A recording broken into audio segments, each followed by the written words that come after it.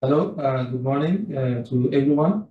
After a long day, of discussions on the Neuromorphic Computing project that we are having on the international consortium, we are having this broadcast on neuromorphic computation and why it is needed and how it is useful, its advantages and benefits. Just a brief review. This consortium, is sponsored by the European Commission EIC program. And the project is abbreviated RESPITE.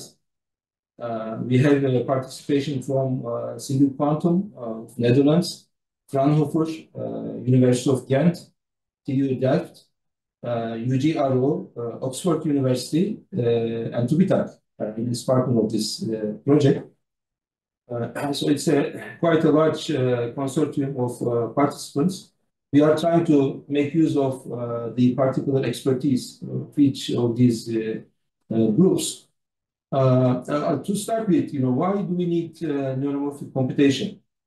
I think we need to rethink, computing in a way that is both physically intelligent, that's scalable, that's energy efficient and fast. Especially given the current paradigm of artificial intelligence, large language models, it is expected that close to 20% of the electric energy consumption will be due to running, these kind of models. So new computational paradigms are needed to circumvent the high energy consumption, the heat generated, and speed, the current CPU and GPU-based computational frameworks. Neuromorphic computation in particular encompasses, and it's inspired by the brain's cognitive functionality. So in order to be able to implement neuromorphic computation, we need to be able to understand how neurons work, how they are interconnected in the brain, and in general, how the brain works.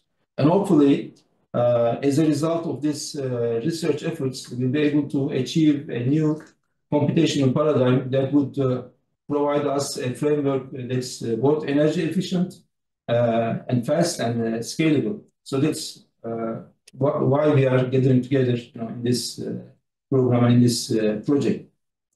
So I would like to get the opinions of the participants as to why we need neuromorphic computation and what is the history behind it. As far as I remember, the starting and coining the word neuromorphic computation goes back to 1980s to Caltech in the Cairo Meet. As a matter of fact, when I was at Caltech, he was the faculty member, and the first book on integrated circuits, VLSI, the name of the book is VLSI, I vividly remember, was authored by Carol Mead. And at the same time, he coined the word, I believe, neuromorphic computation the first time in the early 1980s. So I would like to direct this question to our participants. Why neuromorphic computation is important and how did it start? So anybody would like to say a few words on this? Yeah, maybe I want to start. I mean, we know there are very powerful artificial intelligence today. It's very powerful, but it's also taking an enormous amount of energy resources. And we already see in the past our main architecture for computers was CPU-based with memory and CPU separated. We already know from the brain that the different locations gives a lot of energy costs, so you can better integrate them to go to in-memory computing and maybe into neuromorphic computing. But you see also industry is already looking for better hardware, and they already found out that the graphical processor unit, GPU, were much better to do the artificial intelligence. But it's better, but it's not optimal. We still know that we need new hardware, and we know it because current tasks like artificial intelligence, particularly for pattern recognition, we know that our brain is extremely efficient with 20 watts only using. And we know current systems, when we have to program them, it takes a lot of energy to program it. And that is very inefficient. And in the end, we have to go also to widespread use. And currently, the one of the main limitations is the energy costs for all kinds of systems. So we really, and we know, so it's not some speculation, we know from the brain that we have some, say, good ideas that it can be orders of magnitude more energy efficient in some tasks, but even we don't have to completely emulate the brain because the brain is also in some ways extremely slow. So we can still find an optimal way to go to low power consumption, but still very powerful. And then we can outperform. And then we have something which is in between. Say we have the current computer paradigm, it will definitely stay because it's very powerful. We have in the future maybe take still a bit more time quantum computing, which is also powerful for certain specific tasks. But we definitely need in between something which is neuromorphic computing or cognitive computing, which is particularly optimized for certain tasks, which is not possible with either of the two other technologies. And I think there is a lot of room for hardware development because it's not in the software that we can solve it. We have to solve it in the end also in the hardware stage. So in-memory computation, I believe, is the key word over here. Because the classical von Neumann architecture, bottleneck over there is between the computation and the memory units. Because when you do computation, you need to exchange data between the memory units and the bus that you use to communicate in between. It's slow, it gets slower and slower, and the bottleneck is there. So in both the memory and the CPU are quite optimized. They are quite good at the moment, but particularly all the traveling of information back and forth, that is the most problematic development. Communications channel is the bottleneck. And in-memory computation basically eliminates. Yeah, and what is nice about in-memory computing and particularly matrix vector multiplication, that if you can do in-memory computing, for instance, in a crossbar array, it already gives you directly in the crossbar array all the weights of a deep neural network. So if each chip, for instance, is a crossbar array, or even there are ways to stack different crossbar arrays into one chip. Each crossbar array is a one layer potentially in a deep neural network. So it's in principle also a nice way to, in this ways with in-memory computing, with crossbar arrays, if you have then one layer of a deep neural network, and if you can stack them and scale them, which we also know from certain technology like Intel Optane, it's a crossbar array based on phase change memory. It's really working. And then, of course, you currently do it digital, but maybe also we have to go to multi-level and then analog type of in-memory computing. So then that is really also required. In addition to the speed advantages, of course, the other major advantage is the energy consumption. You can achieve in the order of attojoules, of switching time, switching energy using neural computation. This kind of architecture that we are working on. And it is very comparable to the energy consumption of the brain. It's also in the order of, I believe, 5 to 6 joules also. The total energy consumption of the brain, as you mentioned, is around 20 watts. So if we can achieve that kind of scalability and together with the in-memory computation, that would be a great achievement. Yeah, one of the solutions is, of course, also that's why the brain is efficient. It uses with spiking. So in the end, it's not the continuous signals, which all the time cost energy. It can do it spiking. And then it's also very important. You need some non-volatile storage. So if you all the time need to refresh your data and it costs a lot of power, this is not what you want. You want to have spikes, store information, and then if you don't need to alter the weights, you can keep it there for even quite some long time. And that is really saving a lot of energy. Yes, exactly. Any other comments in this regard? Yeah, I can also agree. We as Fraunhofer HHI in this specific project look at the simulation of such hardware systems. And the interesting part for us is certainly the capabilities that this offers. We are, again, efficient deep learning. This is, for example, our research group. We have looked into energy efficient AI inference training, but also into efficient transmission. However, only up to now in this kind of more classical paradigm. We have the huge GPU, CPU-based machine learning algorithms. We looked into, yes, we can make FPGA solutions, for simulating those matrix multiplications, etc., but only to a certain degree. Yes, you save some energy in this part.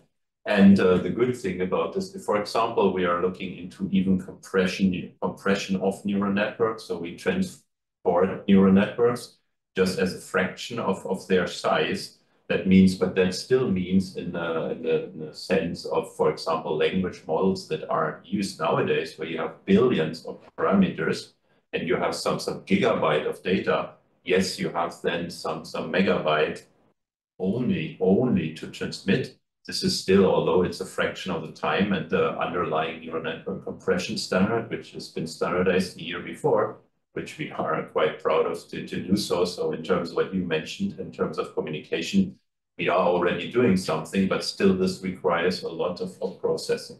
And if we look into, classical approaches, we see the usual development, the networks are exploding, the capabilities and the tasks they offer are incredible. So every area is now more or less using neural networks, artificial intelligence to some degree. People also trying to shift this towards edge devices in like federated learning, where you have also a lot of transmission, but all these devices require more and more energy. I mean, they gain more capabilities, but they also require more energy.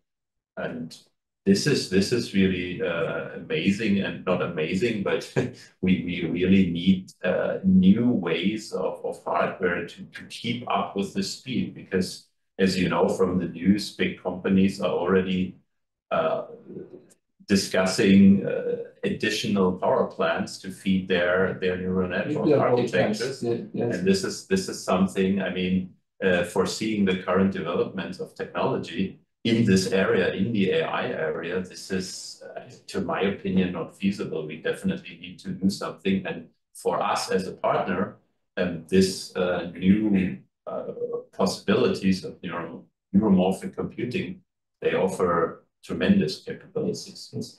These days, the large language models, the introduction of NVIDIA GPUs and huge, 50,000 GPU server farms, and also the DeepSeek, that was currently introduced, in China.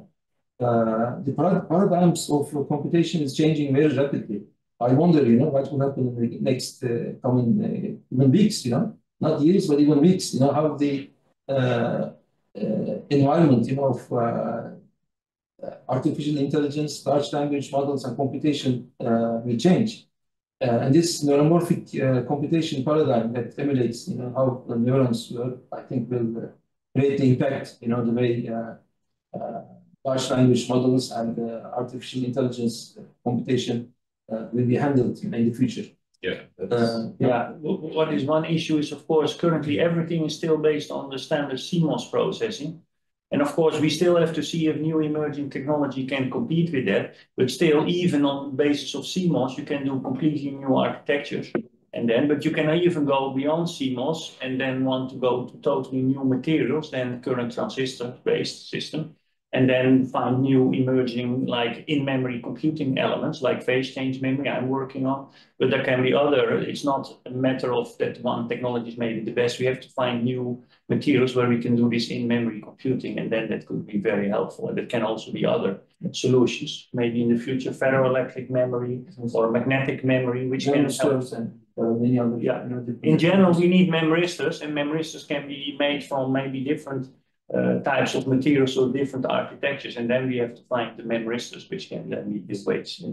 Are there any ideas as to when this neuromorphic computation idea, was initiated? I remember, Carver Mead, in 1980s, but any other opinions on when this actually started?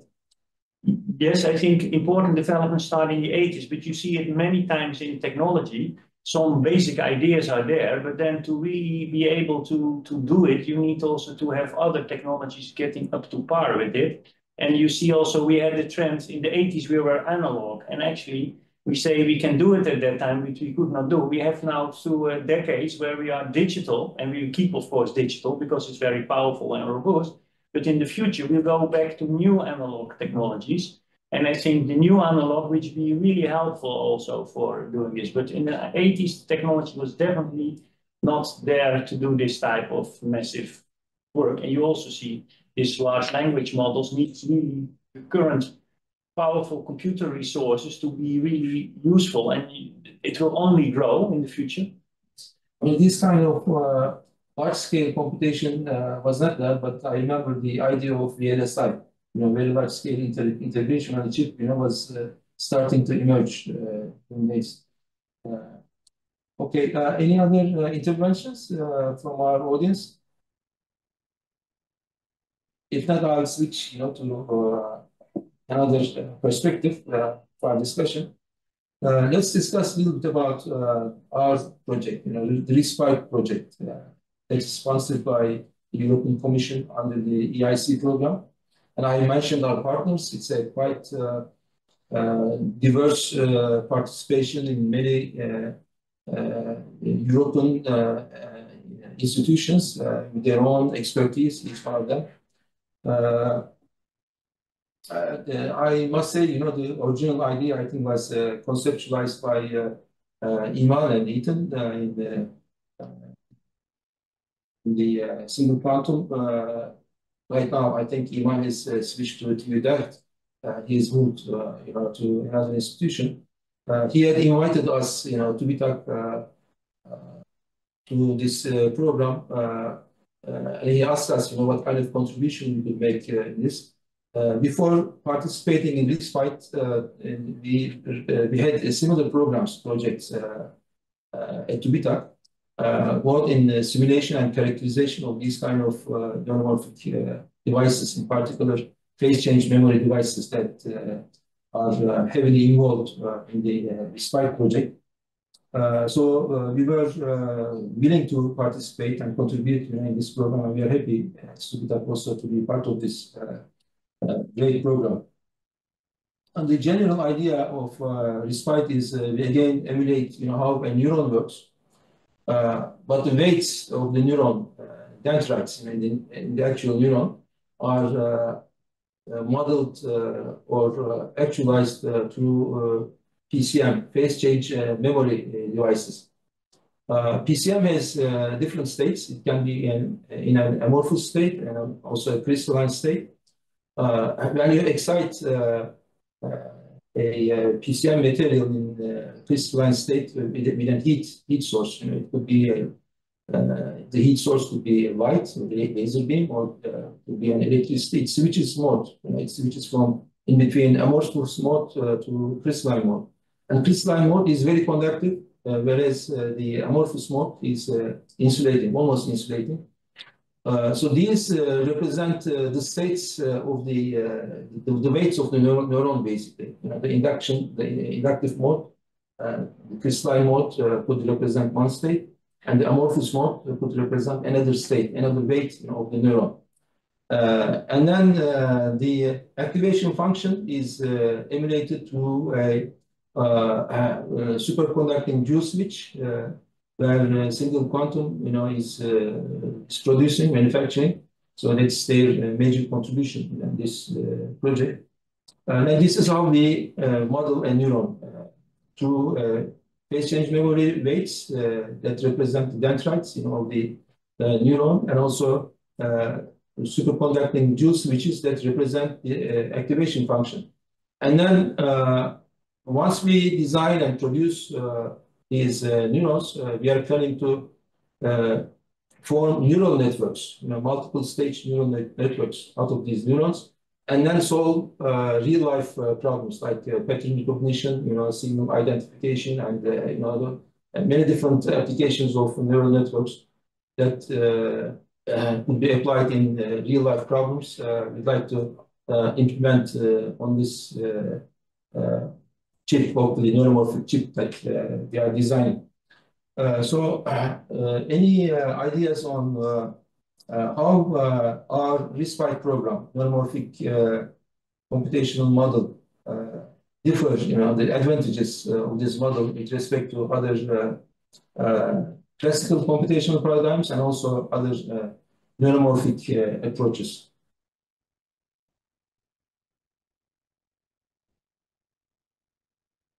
Yeah, I think maybe I can again tell something here. My name is Bart Koort, professor at the University of Groningen, also particularly expert on phase change materials and phase change memory. I think you also have to mention an important part, and that is that single quantum make these pixels, which are single photon detectors. and they can detect a single quanta of lights, photons, which is light connected. And then this gets into a detector, and then the detector has to be, the signal has to be processed, what kind of pattern comes on this detector.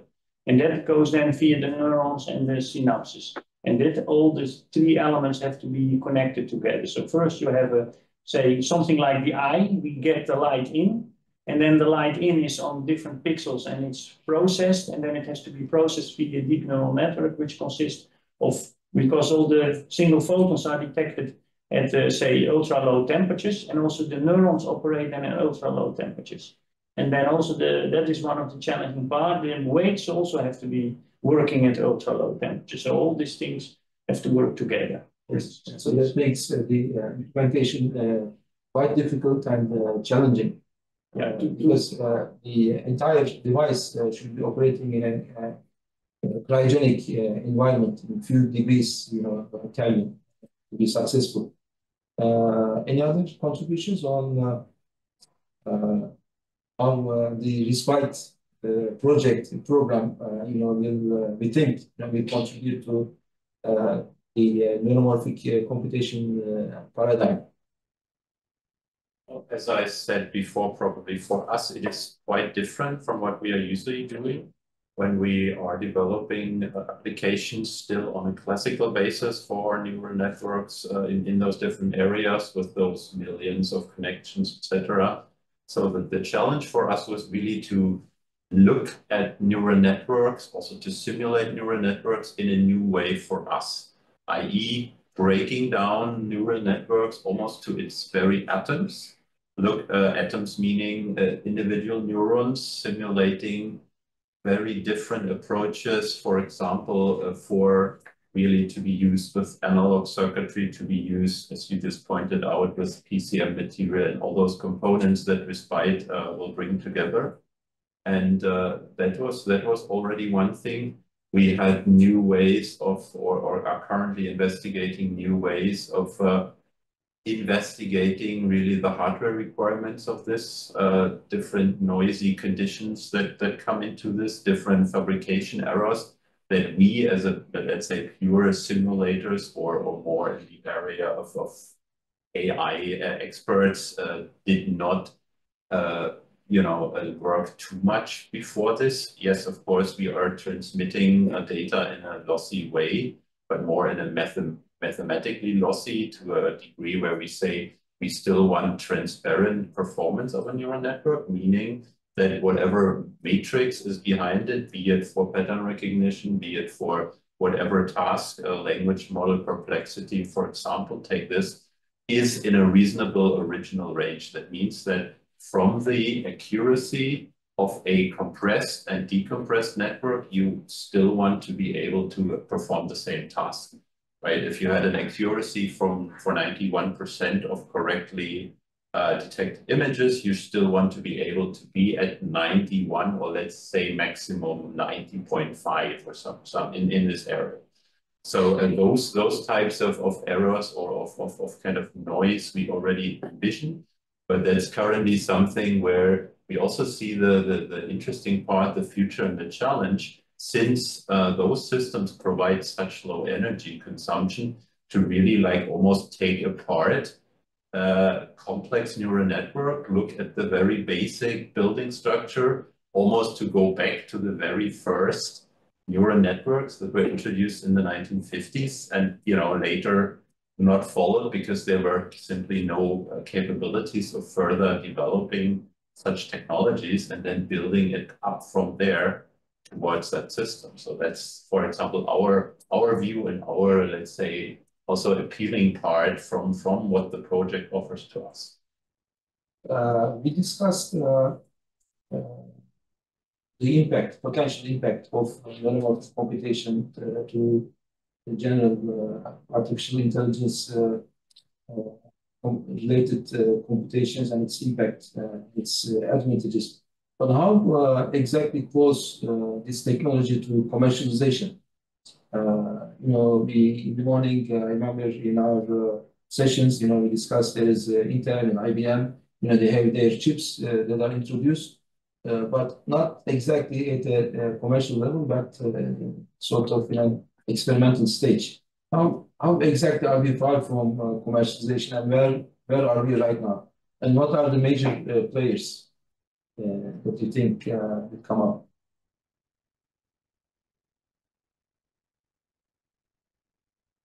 Any interventions from the participants on the screen? Okay. I think the platforms, of course, like I mentioned a bit before, you have either CMOS-based platforms, and then already the architecture is really optimized to do neuromorphic computing, for instance. And that's already possible with current CMOS technology, but then you go away from the current architecture and like you go to develop a new architecture. And that's done by, I think, many big companies like IBM, Intel, other types, Samsung are working on it. So that's one possibility to follow the CMOS route. And the other route is, of course, to really go to new types of computing architectures with new materials. And then I don't know, not so many companies. I know particularly IBM Research, which is looking, for instance, to phase change memory. There are other more from university-based in France, also more magnetic memory. But I think from commercialization, this is difficult to really compete currently. So we need another, maybe can be done in like 4 or 5 years, but then maybe chips can come onto the market, which maybe can do some important part of the task, and it will not really directly be disruptive that it can replace current, say, ways the large language models are processed or other patterns. To be done. But it still starts to work parallel, and then if it's developed more and more, in the end it can take over, and that can take maybe another 10 years. And how long do you think that will take? Maybe like another 5, 10 years or so? Yeah, I think in the orders of 5 years. 5 years to be also interesting, to work parallel, another 5 years to be maybe even become taking over. So 10 years from now, maybe we will have, but that's maybe a general perspective. But do you think that like there's always, or not always, but there's this immensely growing pressure of energy hunger of AI? Do you think this will simply force such solutions to emerge?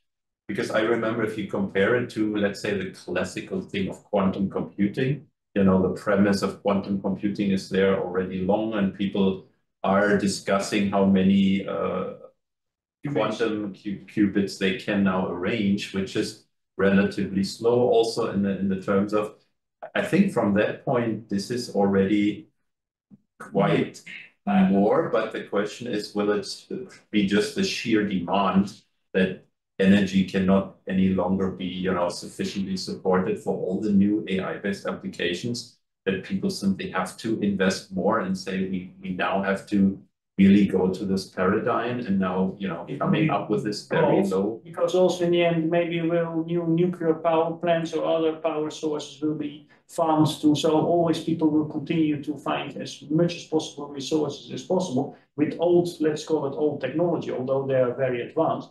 But in parallel, there will be also a lot of pressure to go to new solutions. But you've seen, I think, from history in the past that always, if there is some technology that works, people will push it. We still are using oil for hundreds of years, and we will get all the oil which we need it, and we will use it. Although we know it's maybe not the best solution for the Earth as a whole, but we will use it. And I think that's also in parallel, different solutions will be found. And then in the end, one will take over from the other, and then we will see what is the best solution. So, but I think for neuromorphic computing or cognitive, it's different from quantum computing. There, I think technology is really difficult in the respect to get the stability of the qubits. And in neuromorphic computing is still a little bit more close to the traditional computing in a way to make it in devices and into systems. So I think there we have more possibilities to be a bit faster chip technology, because it's still close to the current CMOS technology, and that's not the case really for quantum computing. But I guess also this is a problem because it's close to the CMOS technology, but it's also close to the CMOS technology in the performance as well. So there is no like a very hard evidence that if you move to neuromorphic computing, you will gain too many advantages. And I guess this is one of the problems why commercialization can be delayed for some time before you have multiple proof of concept for some application that if you move to neuromorphic computer, you will completely outperform CMOS technology. No, but I think you can also do in CMOS technology neuromorphic computing. That is, I think, what is a bit a mistake. That we really have to get rid of CMOS. Indeed, I think there is not currently a proof that CMOS can be so efficient, all the current transistors, that we can still do, but anything what we have to do for neuromorphic computing, from pattern recognition, to go to new hardware. And that maybe can even be done, we can still call it neuromorphic computer and do it with CMOS technology. But I think there is still an issue because CMOS technology is not optimized for kind of analog kind of behavior. And we need memristors, which in the end can also be analog, or at least multi-level, hopefully 100 states, 1000 states, not fully analog. But and then I think there is a opportunity that it can be more energy efficient and that we can do it. But the point is, the current solutions in the memristors are, from energy efficiency point of view, not as ideal as the optimized transistors we have in our current CMOS technology. So that's why this is not fully solved. But that we have to go to neuromorphic computing, I think that is needed. But how we make the architecture, that is still a bit an open question. But for example, in Respite here, we are trying to explore different technologies, different hardware, completely different hardware than CMOS technology, to move to neuromorphic computing. So, and I guess many other people, many other groups in different institutions works in different hardware, trying to implement neuromorphic computing in different hardware technology. So I think everyone moved to new hardware, but at the end, like still all of these efforts are more or less in proof of concept phase or feasibility study phase. There is no real evidence that if we use this hardware or that hardware, it will bring a very clear advantage compared to CMOS current implementation. From the remote participants, are there any interventions on the frontiers of research on neuromorphic computation, and what are the major obstacles as to why the neuromorphic computation is delayed and why we did not achieve it up to now? What are some of the technical obstacles that we need to resolve?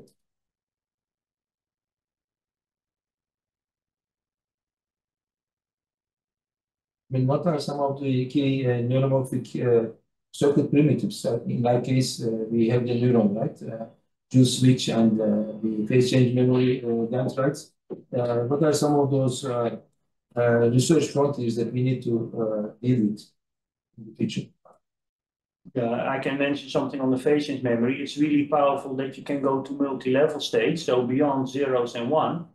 But one of the prime issues is still that it's not, the energy consumption is still not optimal. It's still a relative high, say, currents involved. So in that respect, we still have to find solutions to improve that. But there are also some ideas how this can be done. But that is one of the issues. So that's connecting to the previous, that we still don't have in that respect. We know it can work. But if it really solves a lot of problems in terms of energy consumption for the system, that's still not proven yet. So that is one of the main challenges. Okay, so thank you for your participation and comments on the future of neuromorphic computation, and in particular our RISC-V project. And we hope to meet again, I think, about 2 months from now. Our regular meetings will take place, and we'll discuss further the progress of our project. So thank you all for your participation, and hope to see you next time. Thank you. I think now we can